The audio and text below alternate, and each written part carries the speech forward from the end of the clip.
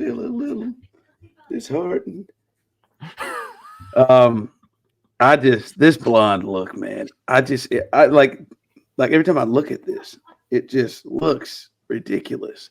And I'm really sick and tired of all the people walking around like telling me, God, it looks really good. It really looks good. Like I gotta tell you, it's kind of growing on me. I kind of like it. See, like I hate you too, BK. You're going to tell. You're going to tell. I think it shows flair and person. I like the people being honest with me. Like the guy who told me, Ron, I ain't gonna lie to you, man. You look like a glass of Guinness. Like, and I'm like, you know what, man? I appreciate you. And I bought that guy a drink. I mean, I didn't buy it, but I mean, should have bought him a Guinness. Place was giving it to me on the house. I did, and like I was like, I appreciate that. We're at this event today, the Bud Light girls. It really looks, it's really coming in, especially since you got it cut. I'm like, shut up. Like it doesn't.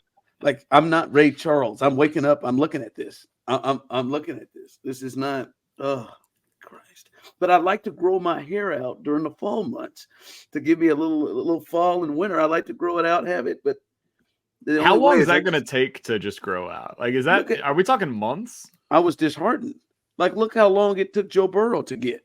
Like Joe Burrow, remember how? I think Joe's looks good. I'm going the other direction on this. I actually think it looks good for him. But I'm just saying, Joe though, he dyed it that bleach blonde, and now look where he is. He still has it in there. I mean, but that was only like a month and a half ago, 2 months ago. That's not true. It was at the start. It was at the start of training camp, like late July. June. That's June. It was mandatory minicamp, I believe. Ron's got him going to training camp in mid-June. Chiefs players just reporting to St. Joe it's 105 degrees outside. Mandatory minicamp. Now Burrow's just got frosted tips because it's growing out. And I'm trying to wait to get to the tips, but it's just not tipping. It ain't quite tipping. Shout out to Tippins. Used to have the great honey cornbread. Good God, man. If you remember Tippins, good Lord. I used to love that Tippins. I thought they were more known for their pies. You went there for the cornbread. Never had pies, but they had this honey cornbread. Huh. Never had that. I always got the pie. Yeah. I think it was like the honey, like the number one moment that I can think my mom was really concerned about, like obesity and the future of me, was how I would take down that honey that honey cornbread.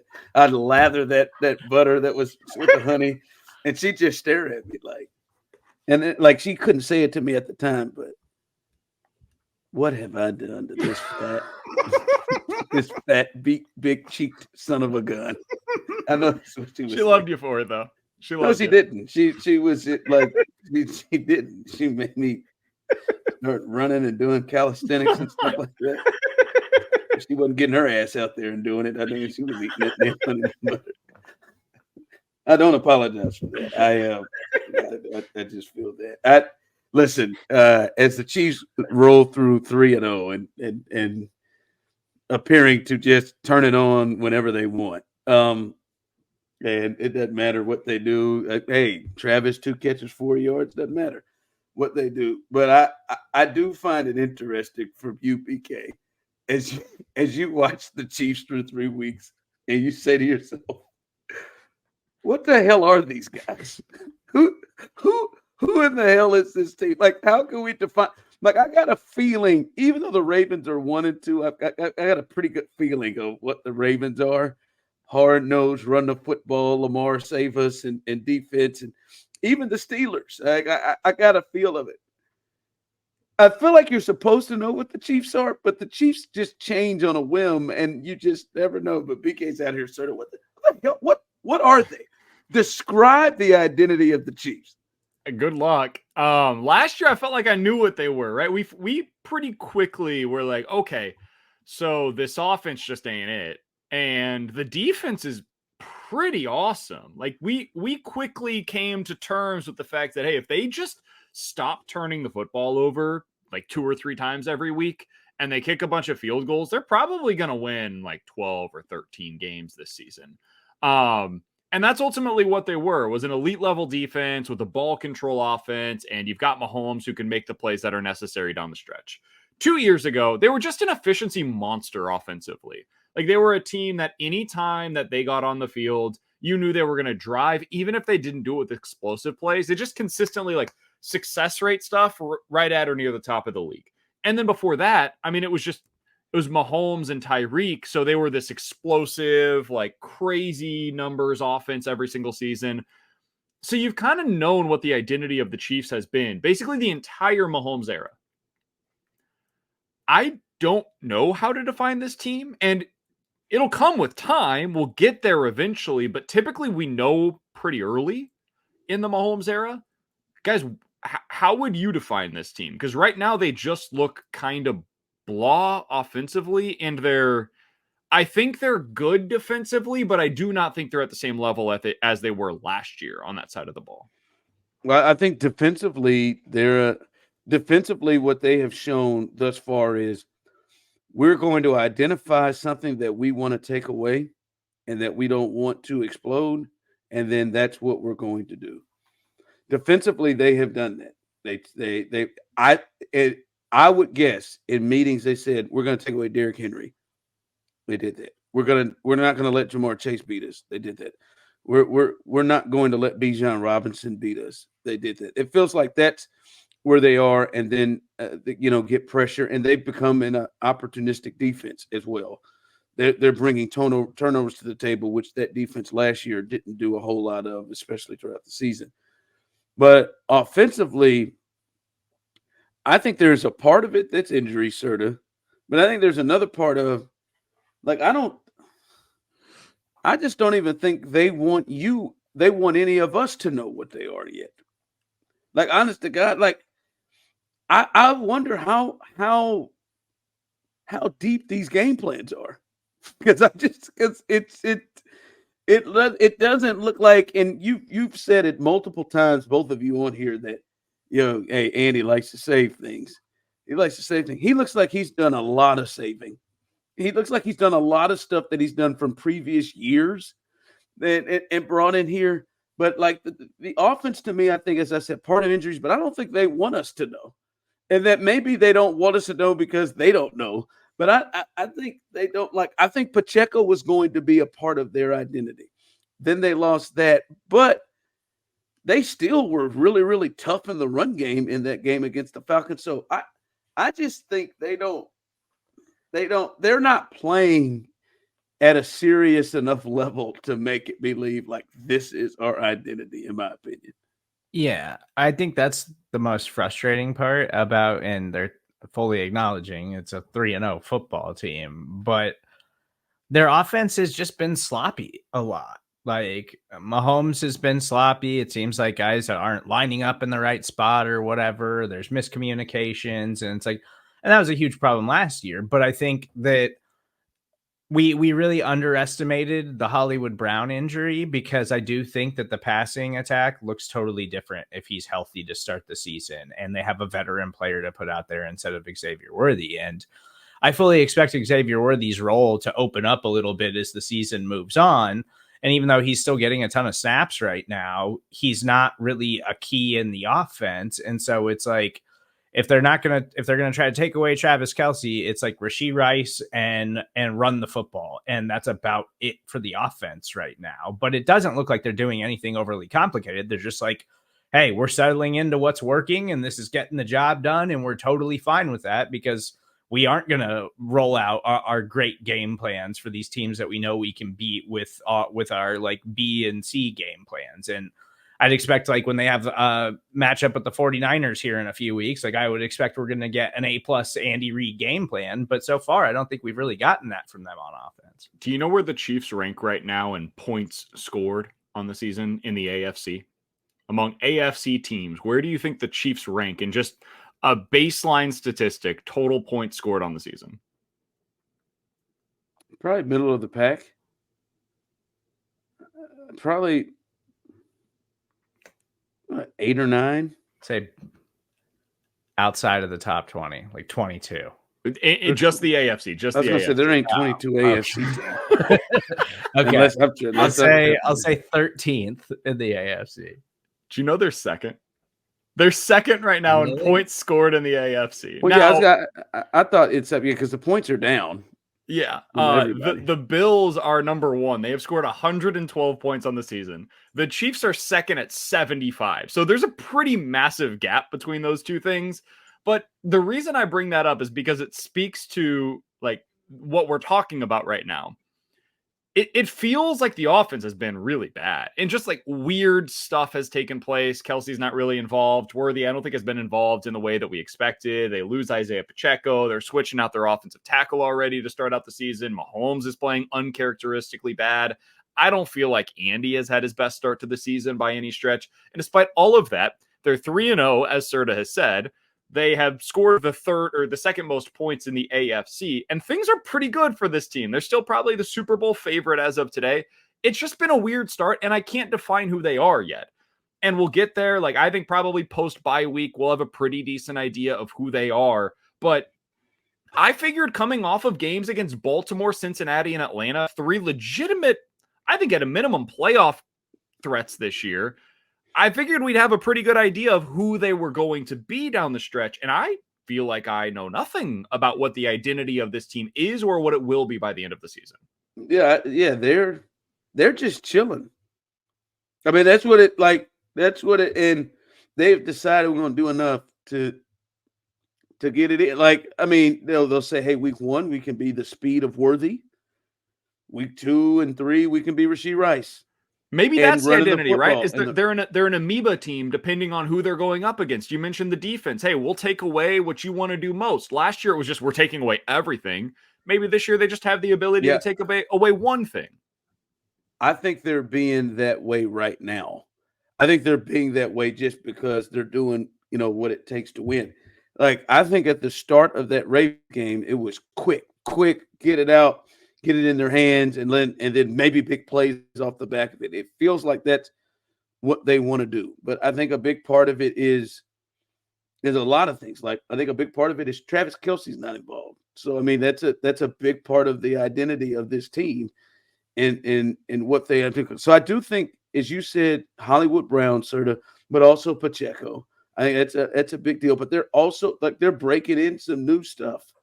Like they're breaking in a new left tackle. They're breaking in, a rookie receiver that they're trying to figure out, like, how do we make him a gadget guy and a receiver that makes big plays? Like, I don't think they figured out exactly how they want to use him and what's the best way to use Worthy. And they're just still figuring things out right now. Which is wild. I do wonder if it does have something to do with that early season bye and the fact that like their bye weeks have been really late in the season the last few years, and knowing that they have such an early one this year and they're a little bit banged up, it's kind of like, okay, let's get to the bye week. Let's get through these games. We know we can win them, even if we aren't playing our best football. And let's get through these games and get to the bye week. And then Andy will try to fine tune things and make some adjustments, because they had to, on the fly, kind of figure out how to do this thing without Hollywood Brown and then Isaiah Pacheco. And so there's still a lot of tinkering that I think needs to happen over the bye week. And so maybe the early season bye is actually a good thing for the Chiefs this season. Yeah, we'll see. But I would love to see a little bit more from this offense. And I want to see the fireworks. I've been wanting to see the fireworks. I thought we were going to see it. And then we did, and then we haven't here late. All right, we do it every week when the Chiefs have the ball. I'm prepared to continue to do this every single week until we get something that looks different. But I would simply say, when in the world are we going to see the best player in the world look like the best player in the world? Like, that is becoming noticeable, that Patrick Mahomes and I remember we talked about it. I talked about it on multiple platforms on Foolish Club Media.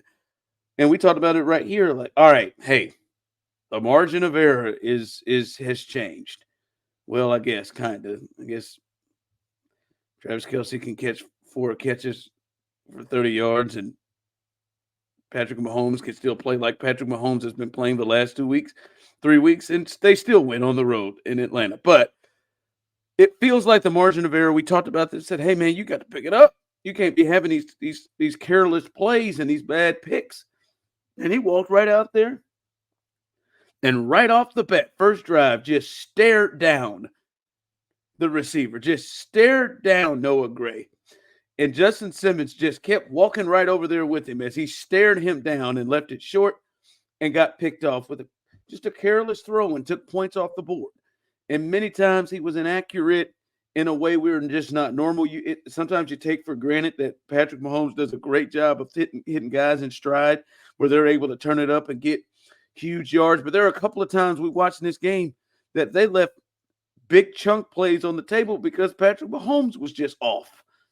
And like we talk about Xavier Worthy's involvement. Xavier Worthy had a touchdown pass early in the game, and he threw it in really one of the worst places you could have thrown in that ball. You could have thrown it to the opposite pylon and let him go get it, but just threw it into the middle of the field and brought the defender back when he clearly was and this isn't just this game. It's every game he has had a bad pick.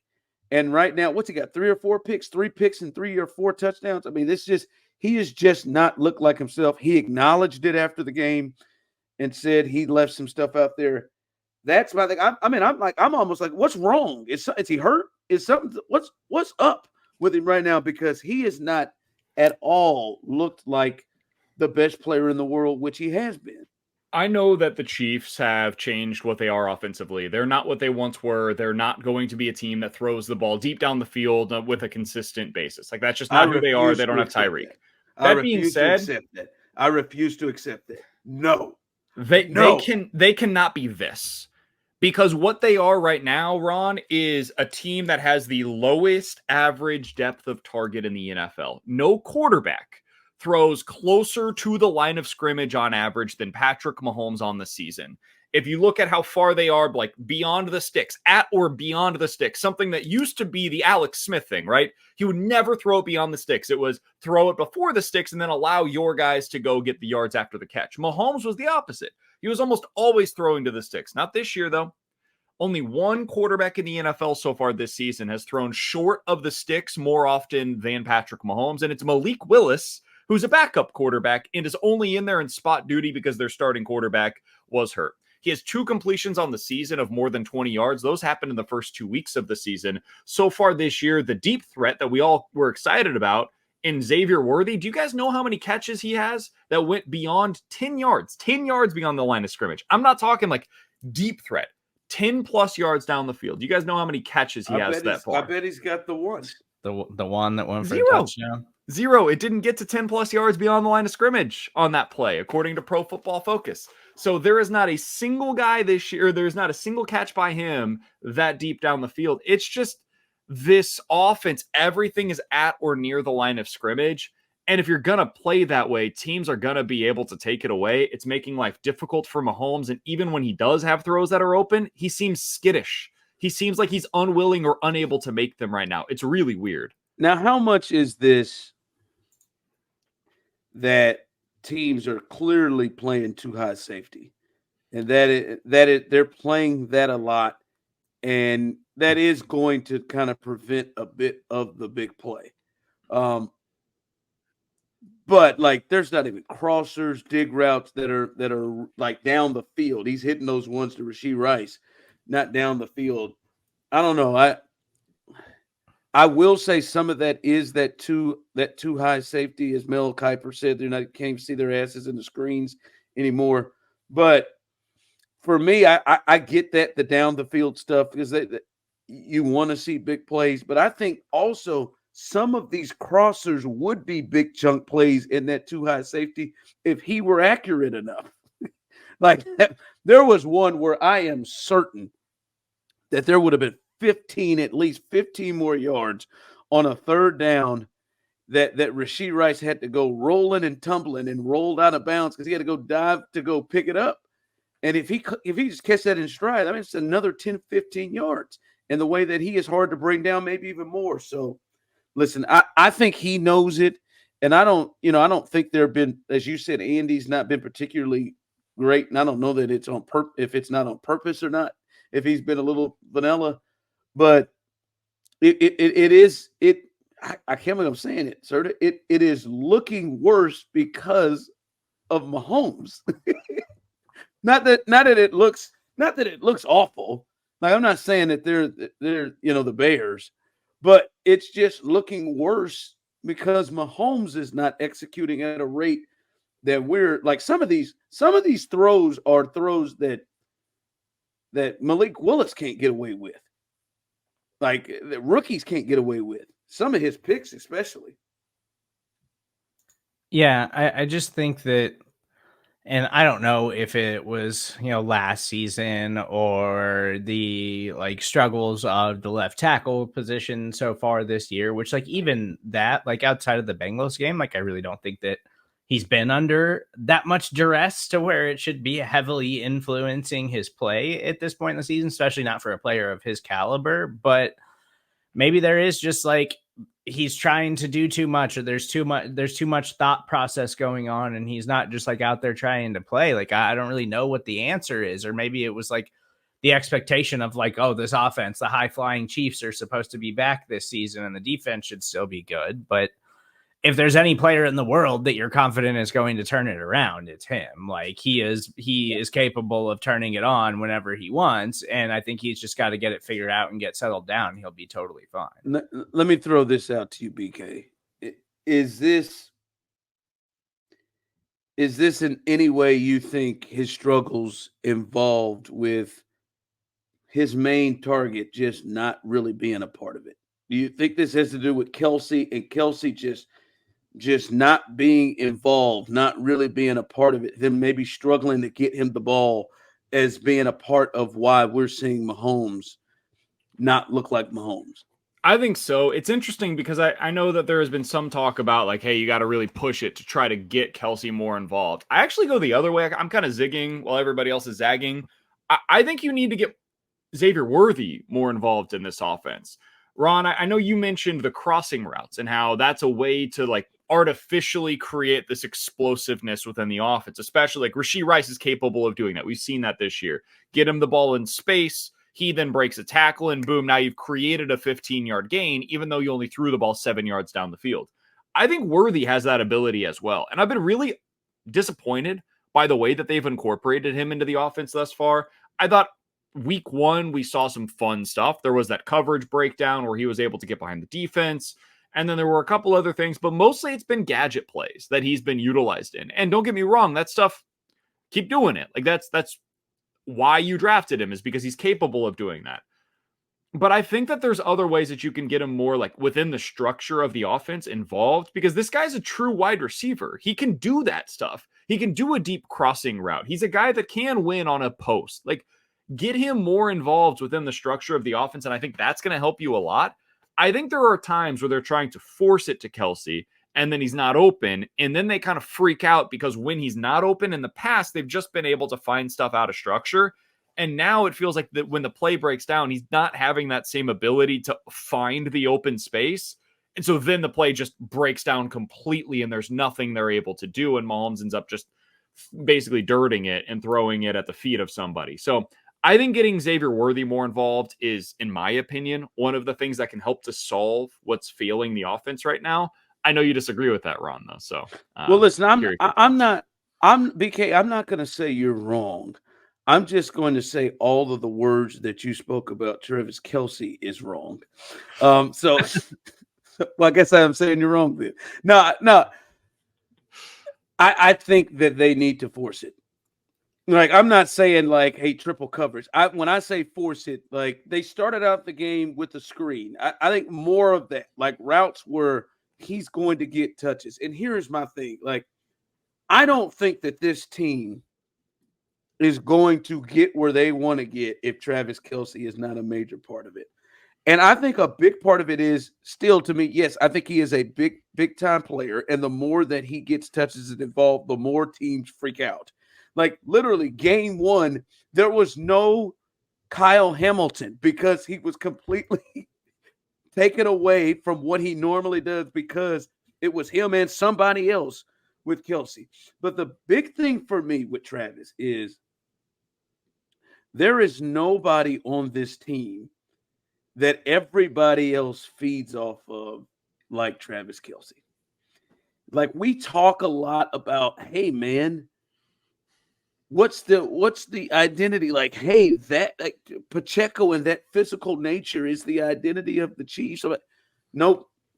The emotional, physical, Draymond Green, like, without beating up teammates and most of the time, unless it's last year's training camp, in which case maybe without beating up teammates. Now George almost caught one this training camp too, but without beating up teammates, and he gets aggressive with officials, so he's thrown a talent official, but not in a long time.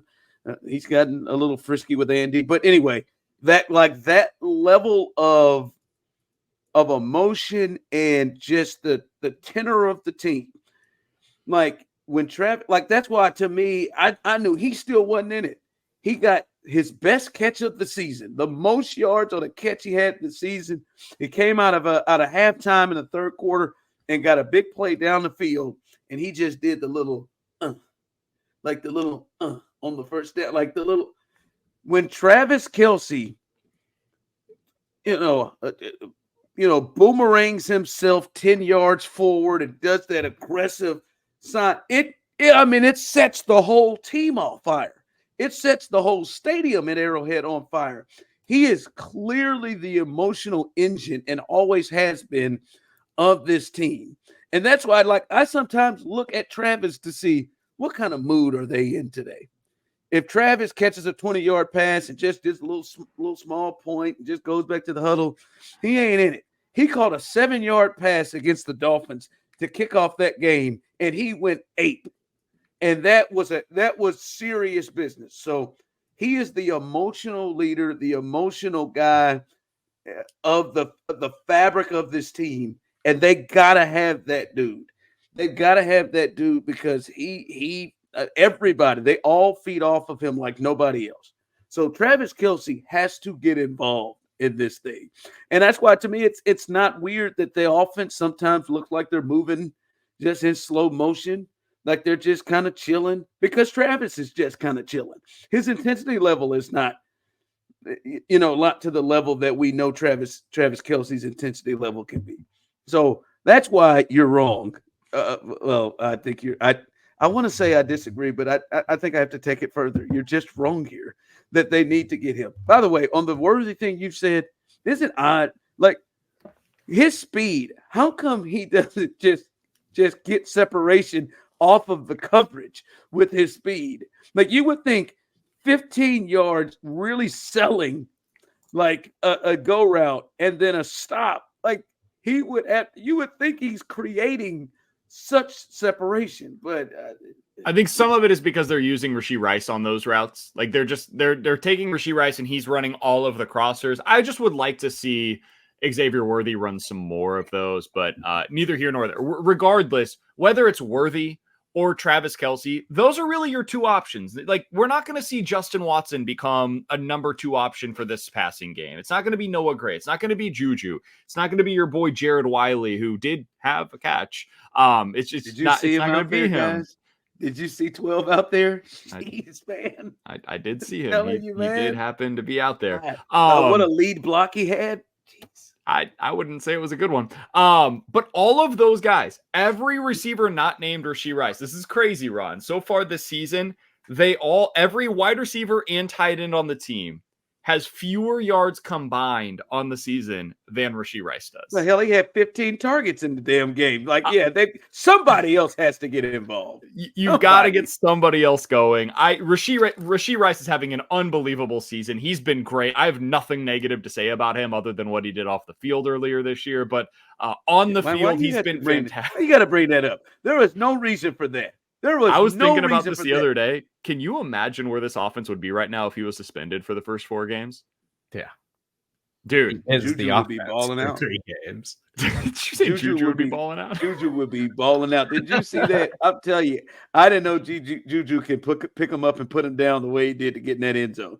It is amazing. The Chiefs have become the Patriots because that used to be the thing, right? They would take those old washed up players that went to other teams and be like, wait, that guy still has that in him? Once he got to the Patriots. I thought Juju would need to be on rollerblades to move that fast.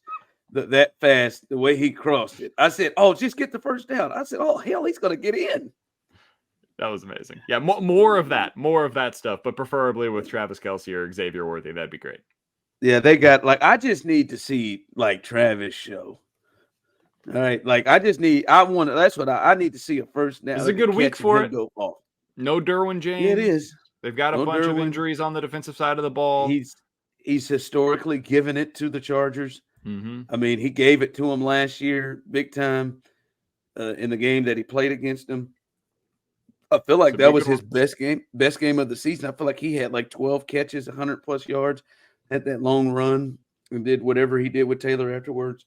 All right, Chargers. When the Chargers have the ball, to me, guys, it's odd. This is since Justin Herbert's been there, and you all know it. We've talked about it. The Chargers, them jokers play the Chiefs tight.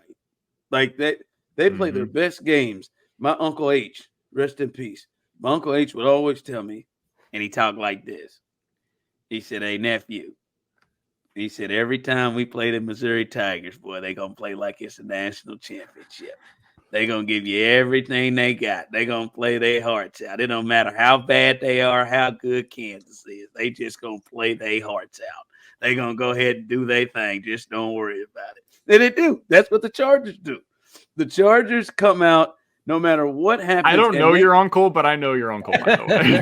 Oh, now Uncle H, baby, that's what he used to tell me. He said, man, don't even worry about it. You know Missouri, they're gonna come out here and they're gonna play like now you're going into Cat Williams. You just broke character. I'm just telling you, that's Uncle H. They're gonna go out there and play the best they play. Quick story about Uncle H. Uncle H is as he passed away, but he was about 5'7", 135 pounds, heavy Newport smoker. He was in the military, but I remember my other Uncle Eric. He's real. He's kind of like me. He's really just gassing up a situation. I remember I was at my best. I was coming out as a senior at Blue Springs High School. I was at a good 289. I could squat my tail off. I'm on the football. I'm in good time. It's summer. I'm ready. I'm good. And my uncle Eric said, I bet you if Uncle H put you in a full Nelson, you'll never be able to get out of it. I said, come on, man. I'm 290. Get out of here, man. Talking about. He said, hey, nephew, you want to try it? I said, bet. 15 minutes. Couldn't get out of it. Hey, I tried it. I tried it all. I tried to flip him. I tried it all. I mean, Uncle H locked that thing in, and I was so defeated. I was so defeated, and it was just anyway. Uncle H, 135 pound soaker whip, put me in a full Nelson. 15 minutes, couldn't get it out. Couldn't get out at all. But anyway, usually this is about Justin Herbert. This ain't about Justin Herbert no more. And even more so if he plays. He's got this high ankle sprain. He's been limited in practice this week. We'll see if he goes. I know he didn't return against the Steelers. But even at his healthiest, when he could move normally, his season high in the 3 games is 144 yards passing. Mm-hmm. Like in the 3 games, he has had 26 attempts against the Raiders, 18 attempts against the Panthers, 20 attempts against the Steelers. And they are running the football, and Jim and Greg Roman are hell-bent on establishing J.K. Dobbins and the run game. And the cat that they brought over from Baltimore. They are hell-bent on running the football, and even more so with the limitations that Justin Herbert's going to have in this game. For me, this is about stopping the run. That's what this has to do. So, Chris, you can't just rush the passer all the damn time like I know you want to, because you're a man of my heart. I rush the passer every single time we played Rockhurst, and they just run right up where I left. But you don't they have got to stop the run. That's got to be the priority. And they've got to continue they've got to treat this the way they did Derrick Henry, except there's no Lamar Jackson on the other side of things if Derrick Henry doesn't work. So to me, this game is about the defense stopping the run. If they can stop the run, it is really tough to see how the Chargers in Arrowhead West will be able to establish offense if they just stop the run. On the plus side, Chiefs defense has been fantastic against the run this year. Now, the one guy that got them was Lamar Jackson, but that's one of one. There's nobody else in the league that is quite like Lamar, and certainly Justin Herbert on one leg is not going to be what Lamar was. The Chiefs defense is one of the best in the league so far this year in terms of yards per carry allowed in the NFL. They're top 15 in the league right now. Ron, do you know how long it has been since the Chiefs ranked in the top 10 in yards per carry allowed for a single season? Jesus, man, we got to be nearing Gunther, Marty territory. It's got to be 1999. It has been 25 years since the Chiefs defense, any single unit in a single season, was ranked in the top 10 in yards per carry allowed. Tyler Algier, Bijan Robinson last week, they carried the ball 23 times for 63 yards. That's one of the best running back duos in the NFL, man. So if there was ever a Chiefs defense that is capable of doing exactly what you're saying and stopping the run in a game where they know exactly what's coming their way, it's this one, man. They're up front, the defensive line that they've got right now going, those guys are really good at shutting down the run. Their linebackers, they're best suited at coming straight downhill and stopping the run. Safeties even. Shamari Connor, much better against the run right now when he's making tackles. Please stop missing them. He's much better at stopping the run right now than he is in coverage. So they've got the ability to do it. I don't think Gus Edwards looks right. J.K. Dobbins has been great for them so far this year, though. If you stop J.K. Dobbins and you don't allow the explosive plays, and they haven't done much of that at all this year in terms of allowing the explosive plays on the ground, this is a game that you should win, and you should be able to shut down their offense pretty effectively.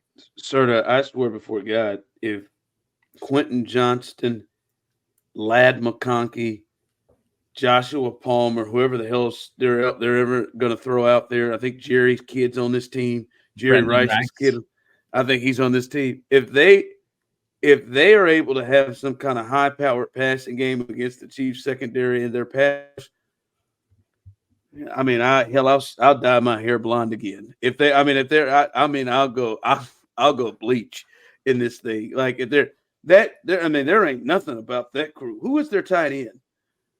I think it's Hayden Hurst, maybe. Yeah. Oh, and Will Dissly. They've got like a bunch of names that you've heard from other teams that were number 2 tight ends there. Those are their guys that they're throwing to right now. Eric Tomlinson. Yeah, man.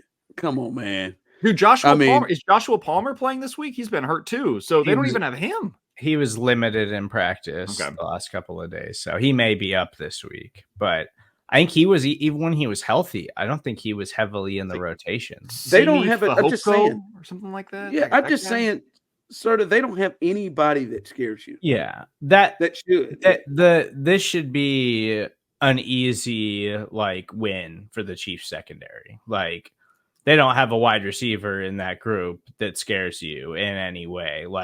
The Chiefs secondary should dominate that matchup through the air. It's just going to be about the rushing attack, because especially if Herbert doesn't go, they're totally fine just running the ball 40 plus times in this game. Like, that's their offense, and that's the way they want to play. And they want to mitigate risk by not putting the ball in the air, because they want to play conservative and rush and play defense and not turn the football over. Like, that's classic Jim Harbaugh. But if they can't run the ball, I don't have any confidence that they'll be able to throw on this Chiefs secondary. So I think I think this is even if the Chiefs offense still looks bad in this game or doesn't bring their A game, I think this is a total win for the Chiefs defense. I don't think the Chargers offense can hang with them. And Ron, beyond that, even in the running game, passing game, whatever, they might be without their 2 starting tackles as well. That's not going to help them out in pass pro. It's certainly not going to help them to be able to move those defensive ends. Say what you will about the Chiefs defensive ends. They have not been very good in pass rush situations this year. They're difficult to move in the run, and they're able to set the edge really well. It's not going to be good if Alt and Slater are both going to be out in this game for them in that regard. Yeah, they've got a ton of injuries. Derwin James also suspended in this game. Man, I would be the only way it feels like this offense should have any success is if they get help. Like in terms of scoring points, it feels like a game in which they need help to score. And listen, this game feel like it is made for the Chiefs linebackers, and in particular Nick Bolton. And listen, every time, man, we do this. Nick Bolton, and then Nick Bolton comes out and does what the hell he did on Sunday. But this game here, this like ain't nobody scary to really cover. And they want to run the ball. I mean, I think Jim wants to run it 30 times plus. And they want to run that thing. Oh, this is made for him. Nick Bolton, this could be AFC Defensive Player of the Week type thing. He might have 15 tackles in this game. Nick Bolton. Now, this is made for him. Can we talk a minute about Nick Bolton and what he was able to do last week? Because I'm so sick of talking about his deficiencies. And I understand, like, we'll get to the offseason, man, and we're going to have conversations about what his next contract should look like and what the value is of what he brings to the table. And I can understand both perspectives on that. Like, he does have some deficiencies. And do you pay $15 to $20 million for a linebacker that doesn't cover? I think there's a fair argument that the answer to that is no. But that's a separate discussion from what we can have during the season. During the season, Nick Bolton's awesome to have on your defense, man, because in games like what you just saw last week, the dude makes plays that help you win football games. And if you want to win football games, that dude in the middle of your defense helps you do that. That dude in the middle of your defense this week against this style of an offense, he helps you do that. In January, when you get to the postseason and you're going up against teams where everything gets more difficult, moving the ball is harder, 3rd and 1, 3rd and 2, 3rd and 3 becomes crucial. You know who really comes through in a big way in those spots? Nick Bolton. He just finds a way to make plays in these games. I was so happy to see him get back on the right track of things last week. It was one of his best games as a pro. He looked like he was shooting gaps with so much confidence. It looked like a different player. He finally looked like himself again. So, yeah, to your point, Ron, that was a great game for him against Atlanta. And this is the exact style of an offense that he should have a ton of success against. 2, 3, maybe 4 tackles for loss, knifing between the line, the way that we saw him last week against Atlanta, the way that Derek Johnson used to all the time as well. That's what Nick Bolton can bring to the table when he's playing at his best. I think you're going to see a lot of it this week against LA. Yeah, I think this is a perfect matchup for the Chiefs linebackers. Oh. I've been a little disappointed in Drew Tranquill through 3 I was games. just about to say that. What happened? I was about to say that. But Nick Bolton coming off of one of the best games of his career, and he's had some really good games. And then Leo Chanel has been he's been amazing. Too. Yeah, like this is a perfect game for them. It's just play up in the box around the line of scrimmage and disrupt the running lanes and go attack and get into the backfield. Like that's exactly what the Chiefs linebackers are best at. I'm going to run a petition that Drew changes his number to 45. I mean, he's at 23, and he's got to do that. When Jordan came back as 45, I think maybe Drew goes to 45 because he has been. I mean, now Drew can celebrate. He's one of the best celebrators on the team. Like he'll make his one tackle and then blow other ones. But his one, boy, he will celebrate his ass off. Maybe he needs to get a neck roll. I don't know. Something that's I need to see more from Drew Tranquill. I was just about to say that before you absolutely ripped that from me, Serda. That really annoys me. But yeah, he's got to play better. But this should be one where he goes. Like they should just dominate up front this game because it just plays to exactly what all three of them want to do. All right, Steve, why don't you grab my music, please? Right now, grab my music. Play a little game called Certified or Impostor. We make a statement. Is it certified or imposter? BK, this one's on you first. Trent McDuffy, the second most attractive guy on the team. Trent McDuffy. Who's one for you? I'm Isaiah Pacheco. I really think Pacheco, and I was like, "Have you seen Trent McDuffy?" Listen, I understand. I just the whole package. All right. We can maybe this feels like a potential certified or imposter. So let's not blow it here. But that's like a separate one. Let's put a pin in that one because it feels like we've got some thoughts here. We could go 20 minutes on what you just said, but we'll go ahead and hold it. The way that BK jerked his neck back on the fact that I said, listen, I've got thoughts, all right?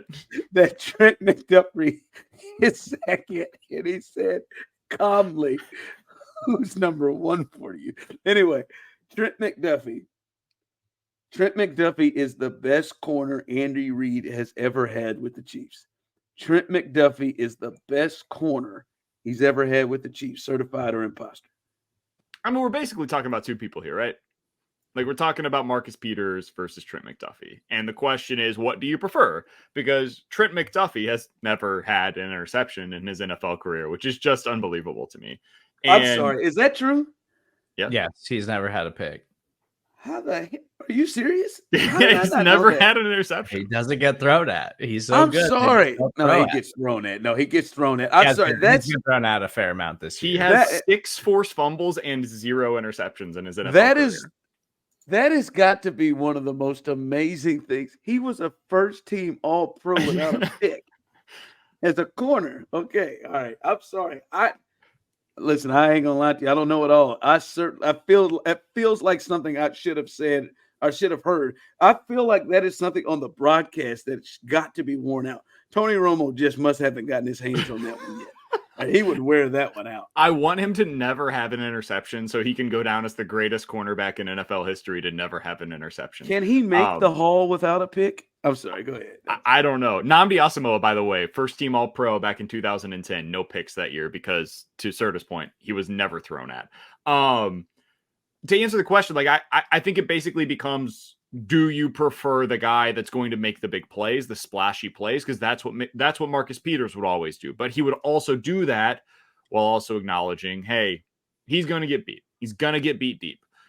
And my answer to you, especially with this version of the Chiefs, I would rather have Trent McDuffie because of how sound he is as a player. He's going to make every tackle that comes his way. He's a great blitzer, and he shuts down whoever you put him on. He can play in the slot. He can play outside. He can do a little bit of everything. I think he is the most versatile. I think he is the most talented. I think he's the best overall cornerback that the Chiefs have had in the Andy Reid era. So I will say this is certified. Let me go here first because you don't have L'Jarius Sneed in this conversation? No, 1 year. It was more than 1 year that L'Jarius Sneed was. 2 years, you could make the argument he was elite. I think that first year he was more of a good coverage guy, elite slot defender, like great at blitzing, really good at coming up and defending the run. I would. Maybe people will disagree with me here. That's totally fine. I think that he's had. I mean, this is the second year that McDuffie to me has been. I mean, you could have made an argument that McDuffie was the better player last year, and then you had him again this season. Yeah, for me, I thought L'Jarius Sneed was the best corner in football last year. To me in football, I thought the number that he was able to do on top receivers week in and week out, including Justin Jefferson, A.J. Brown, Tyreek Hill, how physical he was. And we saw him do what McDuffie did prior to that. Like, he was a great slot corner himself and could blitz and could hit. So I think I would have him in this category. You guys would have him over Marcus Peters. Marcus Peters, 2-time All-Pro, Defensive Rookie of the Year. If you're telling me right now, gun to head, heart, or scrotum, the places I don't want to get shot, for the all or nothing, I love Peters. I would want L'Jarius Sneed over Peters. Because I think he's not going to he's not seeking and finding the big plays, but he's not giving them up either. Sure. He's just shut guys down, and he could make his plays with blitzing and his physicality and stripping the ball. So it's hard for me right now. I'm going to say certified here with McDuffie. It's really, really hard. And I think I think some of this is maybe a future play, which maybe isn't fair that I'm playing in my head. But like I think he gives you the less of the penalties because Snead can't be penalty happy because of how physical he is, despite that BS call that was called on him against the Falcons late in that game. But he gives you the penalties, and as you said, he is solid. Now his big plays may not come off of picks, but he is a ball hawk in terms of stripping the ball and getting the ball out of people's hands. So it is close to me with Snead. I would say right now, McDuffie, Snead are almost 1A, 1B, and then Peters behind it. Yeah, I think it's certified, and I love Marcus Peters and L'Jarius Sneed. I just think that Trent McDuffie is legitimately making a case to be one of the absolute best defensive players in all of football. Like, not just like best cornerback or something like that, or like slot corner all pro season and then moves to the outside and now he's like an all pro on the outside. Like, I think there's a case to be made that he's legitimately one of the best overall defensive players in football. And if he continues on that trajectory, I don't think it's even close, like the debate that we're having right now. So I think he's easily certified. All right, let's go prediction time. Serda, I'll let you kick this thing off. Chiefs on the road again in LA, although it will probably be more Chiefs fans than Chargers fans. And SoFi, how do you see this game going? I'm not ready to buy into the Chiefs offense, like having some kind of explosive performance or something. But I do think even if Herbert goes, like I just think that the Chiefs are a better team. And I think that the Chiefs defense is going to give their offense a lot of problems. So I don't think it's going to be a super close game, but I'm still not totally confident the Chiefs are just going to go out there and drop 35 points or something. So I've got the Chiefs winning 24-10. I'm pretty close to that, Ron. I think this is going to be just a super boring game for the most part. The Chiefs know exactly what it is going in. I don't think they're going to want to take many chances. I think they're going to run the ball a decent amount. I think they end up winning this thing 27-13. Cover the spread by a decent margin, but I think this ends up being pretty strongly in favor of the Chiefs. Yeah, I think we're thinking the same boat. I think it's going to be a potentially boring game because Andy and them want it to be, and they know that the Chargers are going to be limited, and they're just not going to. I'm with you. I was going to say 23 to 23-7 is where I was going to go in this game. I think the Chiefs defense kind of dominates this crew. So 23-7, excuse me. By the way, Harrison Butker, USOB, I was on it. I had the score being 23-17. 23-17 is what I had last week. And you had to go miss that extra point for no good reason. And they won 22-17. That pissed me smooth off because I was coming and boasting for that thing. I really was. We are out.